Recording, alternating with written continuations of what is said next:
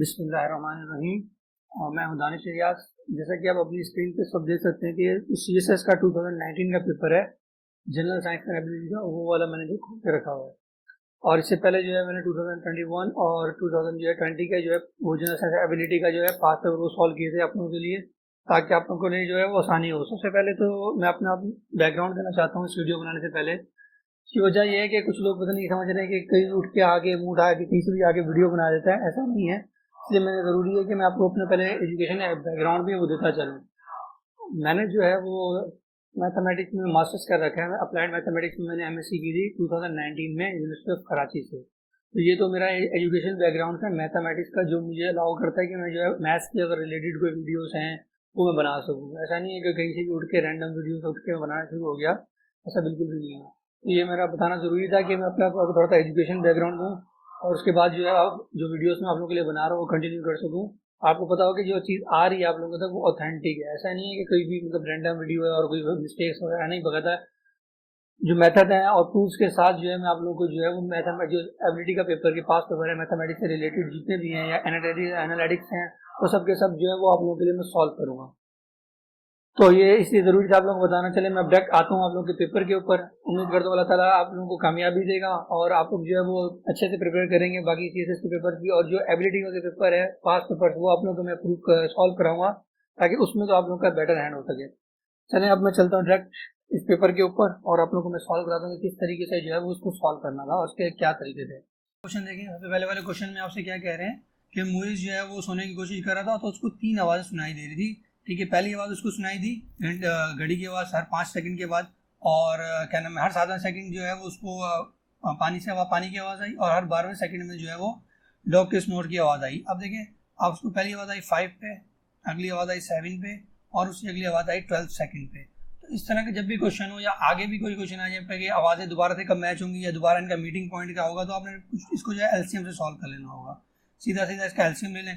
अब 5 का एलसीएम तो जाहिर सी बात है 5 वन द 5 ही होगा, और 7 का एलसीएम लें 7 वन द 7 ही होगा, क्योंकि ये प्राइम नंबर अपने टेबल में आते हैं। अब 12 को सॉल्व करें ज़रा। 12 को सॉल्व करें तो क्या आएगा, 12 को सॉल्व करें तो 12 के पेयर बन जाएंगे क्या, 2 2 और 3। कैसे देख लें, 2 6 द 12 और 2 3 द 6 और ये आ गया 3 1 द 3। तो ये आपके पास पेयर बन के आ गए 2 2 और 3, ये आपके पास पेयर बन के आ गए। अब इनमें से हमने तीनों में से कोई भी जो है वो सेम नहीं है, तो इन सबको आप लिखना पड़ेगा एलसीएम लिखने के तरीके। तो 2 2 द 4 4 3 का कितना आ गया 12, और 12 को 5 से मल्टीप्लाई किया तो 60, 60 को जब 7 से मल्टीप्लाई करेंगे तो आ जाएगा 420 सेकेंड। मतलब 420 सेकेंड के बाद जो है वो उसको दोबारा से वो आवाज़ सुनाई देगी। तो आपका आंसर कितना आ जाएगा 420 सेकेंड। तो इसका आंसर आ गया 420 सेकेंड। और 420 सेकेंड का मतलब क्या है कि कितने मिनट के बाद, आप इसको 60 से डिवाइड कर लें आपको मिनट का पता लग जाएगा। मतलब 420 को आप 60 से डिवाइड कर दें तो आपके पास मिनट का पता लग जाएगा कितने मिनट के बाद आएगी। 6 7 द 42, मतलब हर 7वें मिनट के बाद जो है वो दोबारा आवाज़ रिपीट होगी। और सेकंड की बात करें तो 420, और अगर मिनट्स की बात करें तो क्या आ जाएगा आपके पास, हर 7 मिनट के बाद जो है दोबारा से वो उसको आवाज़ सुनाई देगी। एक साथ तीनों आवाज़ें एक साथ सुनाई देंगी। तो पहली आवाज़ उसको कब सुनाई दी थी, मिडनाइट। मिडनाइट का मतलब है 12, तो अगली आवाज़ उसको 12:07 पे, अगली 12:14 पे, इस तरीके से उसको आवाज़ें जो है वो सुनाई देंगी एक साथ। तो ये पहले वाले का जो है आंसर आ गया। अब चलते हैं अगले क्वेश्चन के ऊपर। क्वेश्चन में आपसे क्या कह रहे हैं कि एक पाइप है जो फिल होता है। देखें, अब इसमें जो है 2 पाइप्स हैं आपके पास, और सबसे पहले देखें आप क्या कह रहे हैं, 1 pipe can fill 1.25 time as fast as second pipe. अब ज़रा इस तरीके से मैं आपको बताया दूँ। अब पहला पाइप जो है वो 1.25 एक समय लें। एक पाइप अगर x ले रहा है, x की स्पीड से हमें पता नहीं है ना सेकंड पाइप कितना फास्ट है, तो उसकी स्पीड हम x ले लेते हैं। और अगला वाला जो है 1.5 टाइम्स फास्ट है सेकंड से, तो मतलब 1.25 टाइम मतलब मल्टीप्लाई कर दें आप 1.25 को x से, तो 1.25 x जो है वो एक पाइप की जो है वो स्पीड आ गई।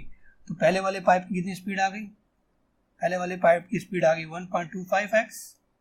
इधर 1 लिख देता हूँ मैं, इधर जो है वो 2 लिख देता हूँ। ठीक है, अब इन दोनों ने मिलके काम किया तो 5, मतलब इन दोनों को पाइप को एक साथ छोड़ा तो 5 घंटे के अंदर जो है वो फिल हो गया पाइप। ये 5 लिखा हुआ है उन्होंने दिया हुआ डेटा के अंदर, अगर दोनों एक साथ हैं तो 5 आवर्स के अंदर जो है वो फिल हो रहे हैं। अब आपसे पूछ रहे हैं कि ये जो स्लोएस्ट पाइप था, स्लो पाइप एक्स ही है, मतलब जो सेकंड पाइप है, क्यों, क्योंकि उन्होंने अगला पहला वाला जो पाइप है 1.25 टाइम्स जो है वो फास्ट है, तो मतलब ये वाला जो है वो फास्ट हुआ, और ये वाला जो थोड़ा स्लो हुआ, तो स्लो पाइप की जो थी हमें क्या फाइंड करनी है, स्पीड फाइंड करनी है। तो स्लोअर पाइप की स्पीड फाइंड करनी है। तो इस तरह के क्वेश्चन जब भी हो तो आपने क्या करना है, पहले पता लगना है कि 1 घंटे में उनकी एफिशिएंसी क्या है।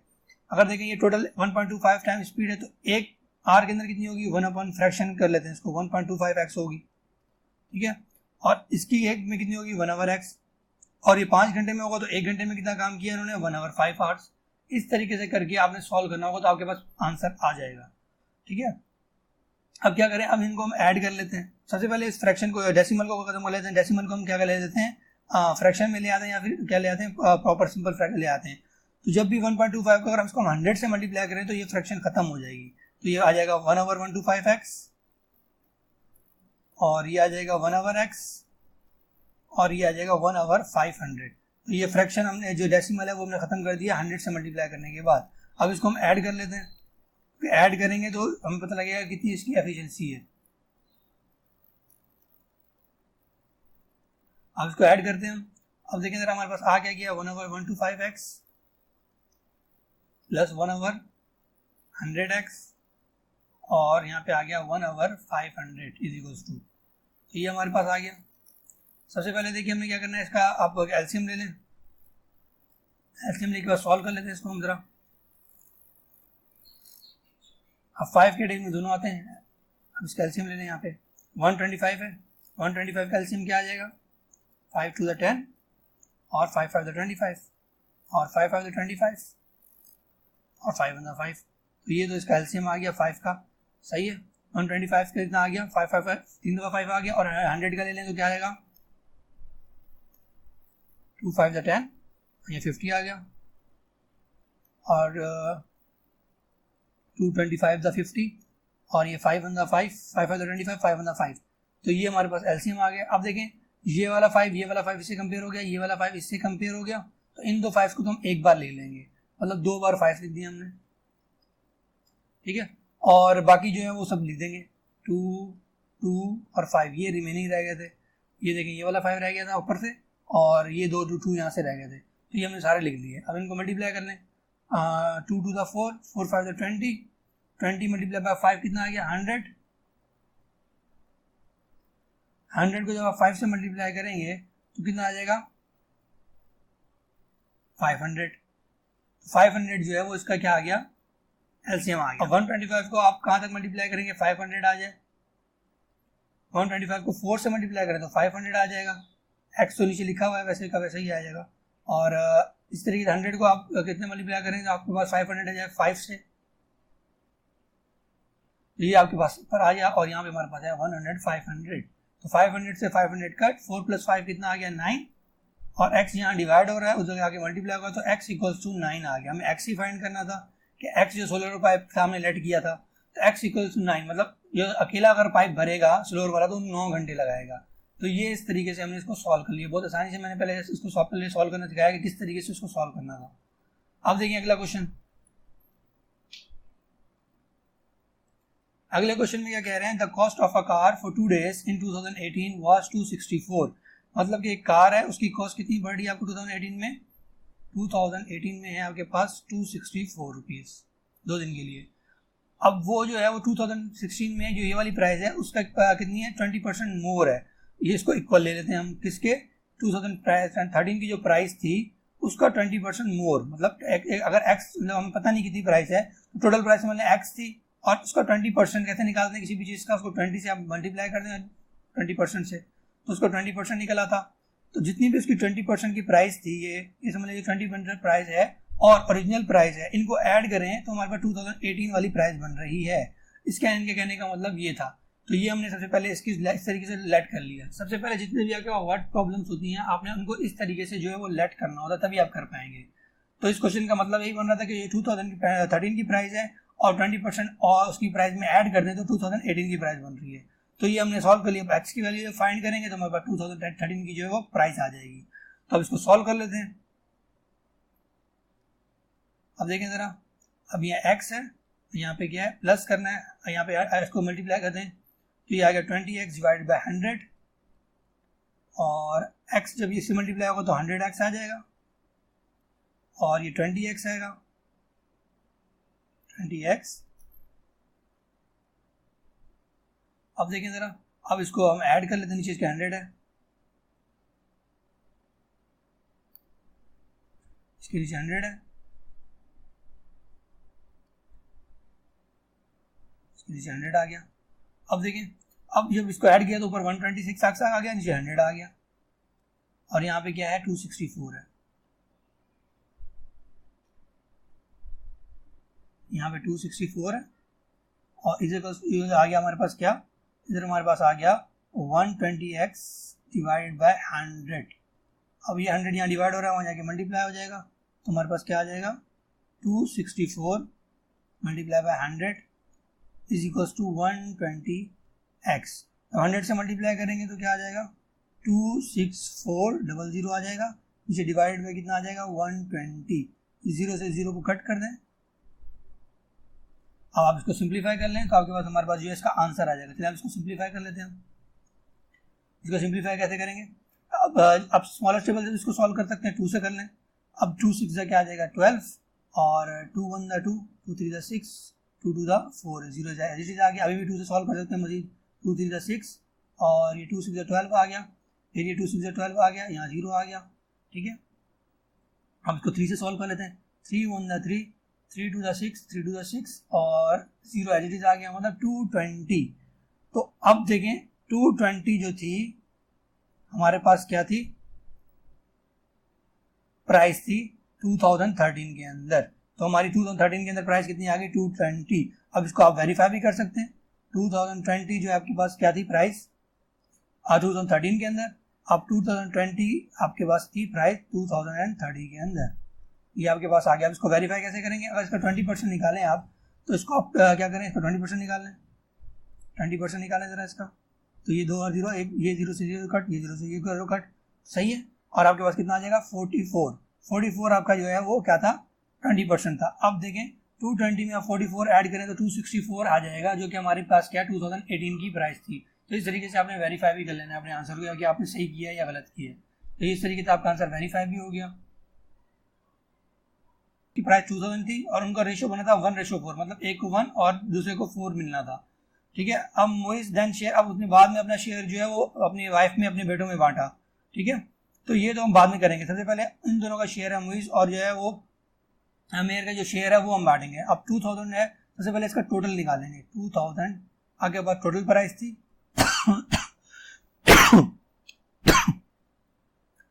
अब देखें, आप इसका टोटल शेयर निकालें, टोटल शेयर 1 + 4, 1:4 में था, टोटल इसका 5 आ जाएगा।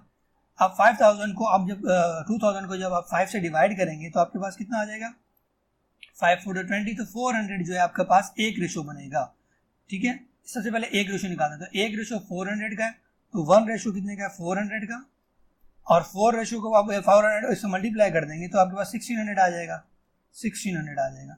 तो इसका मतलब जो है 2 रेशो में डिवाइड कर लिया, तो मतलब एक रेशो बना 400 का, दूसरा 1600 का, तो इस तरीके से 2000 आ गए। अब मोइस का रेशो कितना बना था, मोइस का रेशो हमारे पास बनाया है 400 रुपये, ठीक है, क्योंकि 1:4 में डिवाइड किया था, तो 1 जो है वो पहले वाले के हिसाब से बना मोइस का, और मेयर वाला जो बना था वो 4 बना था, ठीक है। तो 1:4 के अंदर आ गया। अब 400 के उसने कितने पार्ट करने हैं, टोटल पार्ट देखें जरा, 4 5 + 1 10 पार्ट्स करने हैं टोटल, तो एक हिस्सा कितने का बना 40 रुपये का, ठीक है। अब 4 जिससे कितने बनेंगे, 4 को 4 से करेंगे तो कितना आ जाएगा 16, तो 160 आ जाएगा। अब 5 को जब आप 40 से मल्टीप्लाई करेंगे तो आपके पास कितना आ जाएगा 200 आ जाएगा, और एक रेशो हमारे पास पता है कितने का 40 रुपये का, तो 1 रेशो आ गया आपके पास 40 रुपीज़ का। तो ये आपके पास बना 4 रेशो बना कितने का 1600 का, और जो 5 रेशो बना था वो था 200 का, और एक रेशो था वो 40 रुपये का था। अब देखें जरा, share is pied between himself, his wife and his son, तो उसका खुद का रेशो कितना था 4, और उसके बेटे का रेशो, उसकी वाइफ का रेशो कितना था 5, और उसका रेशो, उसके बेटे का रेशो कितना था 1।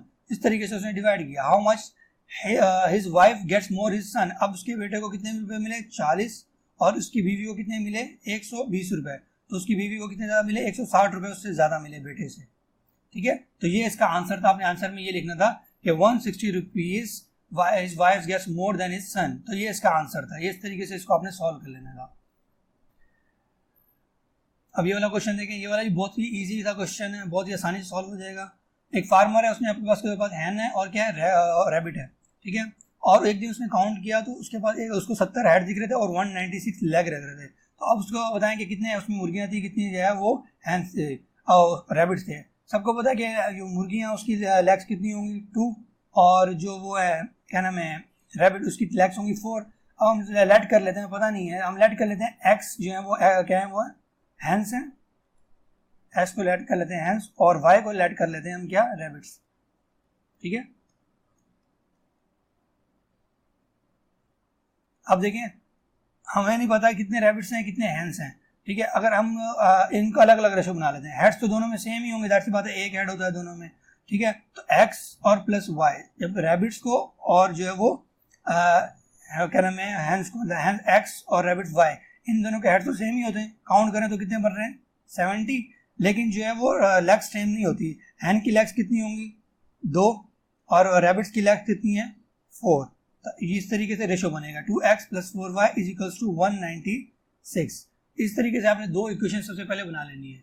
अब दो इक्वेशन जब बना ली, अब आप किसी भी तरीके से इसको सॉल्व कर सकते हैं, साइमल्टेनियसली सॉल्व करें, एक की वैल्यू उठाकर दूसरे में पुट कर दें, आंसर निकाल लें।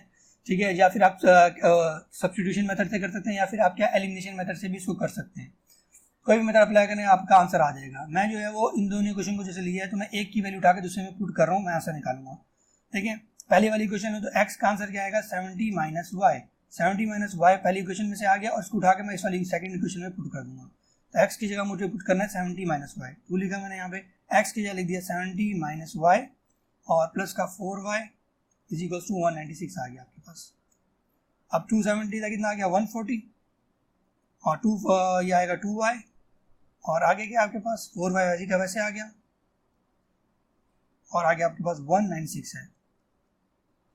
अब 140 और ये आपके पास आ गया 140 माइनस का 2y प्लस का 4y में से 2y गए 2y आ जाएगा और ये आपके पास प्लस का 140 है।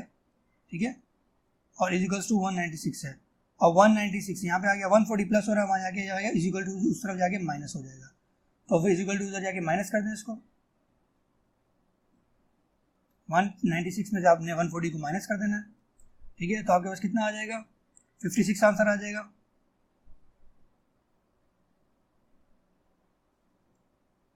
और 2 यहाँ मल्टीप्लाई हो रहा है, वहाँ जाके डिवाइड कर दें, डिवाइड कर दें आप 56 से, डिवाइड करेंगे तो क्या आ जाएगा 2 to the 4 2 8 the 16, तो y की वैल्यू कितनी आई 28, तो y की वैल्यू 28 आ गई। और जो हमने नेट किया था 70 माइनस y, ठीक है, अब 70 में से 28 को माइनस कर दें, 70 माइनस 28, तो आपके पास x मतलब हैंस की वैल्यू भी आ जाएगी 42। ठीक है, आपके पास 42 आ गया, x = 42 आ गया। अब जरा काउंट करें, 42 आपके पास थी क्या हैंस और 28 थी जरा क्या आपके पास रैबिट्स। अब इसको वेरीफाई भी कर लेते हैं जरा, क्योंकि उन्होंने कहा था कि 70 हेड्स हैं, तो 42 8 को आप 28 से ऐड करेंगे तो आपके पास 70 बन रहा है, मतलब इन दोनों को ऐड करें तो 70 आ रहा है। अब इसी तरीके से आप ये 28 आपके पास रैबिट्स हैं, इसको आप जब 4 से मल्टीप्लाई करेंगे, ठीक है, और इसको जब 2 से मल्टीप्लाई करेंगे तो 196 आंसर भी आ जाएगा। इस तरीके से ये वेरीफाई भी हो जाएगा। तो इस तरीके से आपका नेक्स्ट क्वेश्चन क्या है, आपसे पॉलीगॉन पूछ रहे हैं कि पॉलीगॉन क्या होता है और उसकी टाइप्स बताएं रेगुलर पॉलीगॉन की। सबसे पहले देखें पॉलीगॉन की डेफिनेशन क्या है। कोई भी ऐसी साइड जिसकी 3 साइड है या 3 से ज्यादा तो वो पॉलीगॉन होता है, मतलब मोर देन 3 साइड्स और more than 3 sides is called a polygon. ठीक है, जैसे कि आप इसमें आप एग्जांपल लें ट्राइंगल की भी 3 साइड्स होती हैं, तो ये भी एक पॉलीगॉन है। ठीक है, उसके बाद स्क्वायर 4 साइड होते हैं, ये भी एक पॉलीगॉन है। ठीक है, तो पॉलीगॉन क्या हुआ 2 3 या उससे ज्यादा वाली साइड्स को जो है हम पॉलीगॉन्स कहते हैं। 3 साइड हो गई, 4 साइड हो गई, 5 साइड हो गई। अब रेगुलर पॉलीगॉन क्या होंगे, जिसकी जो है वो रेगुलर साइड्स होंगी, मतलब इररेगुलर साइड नहीं होंगी। अगर जैसे कि मैं बना रहा हूँ इसे स्ट्रेट लाइन बनी ये वाली, ठीक है, ये आपके पास स्ट्रेट लाइन है, अगर मैं इसको टेढ़ा मेढ़ा कर दूं तो इस तरीके से या इस तरीके से, तो ये 5 साइडेड फिगर बनी, लेकिन वो पॉलीगॉन नहीं कहलाएगी, फिर वो रेगुलर पॉलीगॉन नहीं कहलाएगी। रेगुलर पॉलीगॉन होने के लिए क्या है आपके पास सीधी स्ट्रेट लाइन होनी चाहिए। जैसे कि ये इसकी 5 साइड थी, 1 2 3 और ये 4 और ये 5। ठीक है, ये पेंटागन था, 5 साइड को पेंटागन कहते हैं, लेकिन ये रेगुलर नहीं थी। रेगुलर होने के लिए स्ट्रेट जो थी वो प्रॉपर जो इसकी शक्ल होती वो बननी चाहिए थी। तो जब प्रॉपर शक्ल बनती है तो उसको क्या कहते हैं, वो आपके पास जो है वो रेगुलर पॉलीगॉन होगा जो प्रॉपर शेप के साथ हुआ है। तो ये पॉलीगॉन और रेगुलर पॉलीगॉन की डेफिनेशन में ये फर्क था। अब देखते हैं अगला क्वेश्चन। तो ये वाला क्वेश्चन देख लें जरा, इसमें क्या कह रहे थे, इसमें थोड़ी सी इंस्ट्रक्शन थी और कुछ रिस्ट्रिक्शन लगाई हुई थी जिसके तहत ये आपको क्वेश्चन सॉल्व करना था, उसका आंसर देना था। तो अब देखें जरा क्या कह रहे हैं। 7 पियानो स्टूडेंट्स हैं, उनके नाम दे दिए TUVWXYZ, ठीक है, और उनको अलग अलग जो है वो एक एक करके पियानो बजाना था। अब कुछ रिस्ट्रिक्शन थी वो आप देख लेते हैं कि उसके तहत इसको सॉल्व करना था। और रिस्ट्रिक्शन थी क्या? रिस्ट्रिक्शन ये थी कि सबसे पहले जो है वो क्या कह रहे हैं आपसे, एक्स जो है वो कैनॉट प्ले फर्स्ट और सेकंड। एक्स जो है फर्स्ट और सेकंड प्ले नहीं कर सकता, मतलब थर्ड प्ले कर सकता है, फर्स्ट और सेकंड प्ले नहीं कर सकता। तो ये पहली रिस्ट्रिक्शन आ गई हमारे पास। सेकंड क्या है, डब्ल्यू जो है वो प्ले नहीं कर सकता जब तक एक्स प्ले ना कर ले, तो ये सेकंड रिस्ट्रिक्शन आ गई आपके पास, ठीक है। और थर्ड वाली रिस्ट्रिक्शन हमारे पास क्या है, थर्ड वाली रिस्ट्रिक्शन में ये कह रहा है कि टी और प्ले जो वो सेवंथ प्ले नहीं करेंगे, क्योंकि neither T nor Y can play seventh, ये रिस्ट्रिक्शन आ गई, ठीक है। अब जरा इसको सॉल्व करें कि कौन सी इसमें शायद सही बैठ रही है। सबसे पहले हम जरा इनको सॉल्व करेंगे और देखेंगे कौन सी कंडीशन सही है। सबसे पहले क्या कह रहे हैं कि वी अगर पहले प्ले करता है, वी आ गया फर्स्ट, ठीक है, वी आ गया फर्स्ट, ठीक है, वी आ गया फर्स्ट, और उसके बाद हमारे पास क्या है, टोटल देख लें जरा, ये UVWXYZ, ठीक है, टी भी था हमारे पास, TUVWXYZ ये था। वी अगर फर्स्ट प्ले करता है तो अगर एक और हमारे पास ऊपर कंडीशन थी वो हमें फुलफिल करनी है कि ये वाली देखें, टी अगर क्या करता है, वी अगर प्ले करता है तो उसके इमीडिएट बाद किसको प्ले करना है, यू को, तो यहाँ पे यू आ गया सेकंड, ये हमारी कंडीशन थी सेकंड वाली, ठीक है, इसको फुलफिल करना था। थर्ड आगे देखें जरा, यू वी हो गया। अब देखें यू के बाद हम क्या कर रहे हैं कि एक्स जो लिया था हमने, कि हमारी रिस्ट्रिक्शन थी फर्स्ट और सेकंड नहीं करता, थर्ड तो कर सकता है, तो एक्स को हमने थर्ड कर लिया, ठीक है, एक्स को हमने थर्ड रख लिया। अब एक्स के बाद जो है वो डब्ल्यू प्ले कर सकता है, क्योंकि डब्ल्यू के हमारे पास रिस्ट्रिक्शन की एक्स के बाद ही करेगा, तो डब्ल्यू आ गया फोर्थ, ठीक है। अब देखिए हमारे पास क्या आ गया, यू भी आ गया, वी आ गया, यू आ गया, जेड आ गया, डब्ल्यू आ गया, ठीक है। डब्ल्यू के बाद हम किसको प्ले कराएंगे, आगे देखें क्या कह रहे हैं हमसे, एक्स प्ले थर्ड, तो हमने एक्स को थर्ड प्ले कराया जैसे कि उन्होंने कहा था, तो ये वाली रिस्ट्रिक्शन के हमें चले, ठीक है। आगे देखें जेड, एक्स के बाद हमने डब्ल्यू को प्ले कराना था, क्योंकि ये लिखा हुआ है W place immediately after x, तो जेड के बाद फोर्थ आ गया, तो यहाँ तक तो ठीक है। आगे देखें आगे क्या कह रहे हैं आपसे, टी प्लेस आफ्टर वाई, तो मतलब अब हम टी को नहीं रख सकते, वाई को रखना पड़ेगा, ठीक है, तो वाई को हमने रखा, अभी तक वाई ने प्ले नहीं किया था, तो वाई की फिफ्थ पोजीशन आ गई, और टी जो है वो सेवन सिक्स आ गई, जाके यहाँ पे लिखा हुआ भी है टी प्लेस आफ्टर वाई, तो टी की प्लेस सिक्स आ गई, तो यहाँ पे ऊपर वाली देखें ये कंडीशन भी फुलफिल हो गई, टी की सिक्स आ गई, आखिर में बचा जेड, जेड की पोजीशन भी आ गई। तो ये इस तरीके से इन्होंने सारी हमने डिसीजन को फुलफिल करते हुए ये फिल कर लिया। लेकिन हमारा क्वेश्चन ये नहीं था, क्वेश्चन ये था कि वो कौन सी कंडीशन जो है वो which one of the following must be true. इसके लिए ये वाली कंडीशन हमारे ज़रूरी थी कि अगर ये टी जो है वो वाई के बराबर बात प्ले नहीं करता तो जो है वो जेड भी अपनी पोजीशन पे नहीं रहता, तो ये वाली हमारे पास लाजमी फुलफिल करनी चाहिए थी कि T place after Y, T अगर हम ये वाली रिस्ट्रिक्शन ना लिखी हुई होती कि टी प्लेस आफ्टर वाई, तो हमारे पास ये वाली फुलफिल नहीं हो पाती, टी प्लेस सिक्स वाली, क्योंकि हम यहाँ पे हो सकता था कि हम यहाँ पे टी को रख लेते तो वाई फिफ्थ पे आया था, क्योंकि वाई के लिए कोई कंडीशन नहीं दी हुई थी इसके अंदर, ठीक है, तो ये मिस्टेक हो सकती थी। तो ये वाली जो है वो फुलफिल होना बहुत ज़रूरी था कि T place after immediate Y, तो ये वाली कंडीशन में फुलफिल की तभी ये सही हो पाया, तो ये वाली इसकी रिस्ट्रिक्शन थी। अब नेक्स्ट क्वेश्चन पे चलते हैं।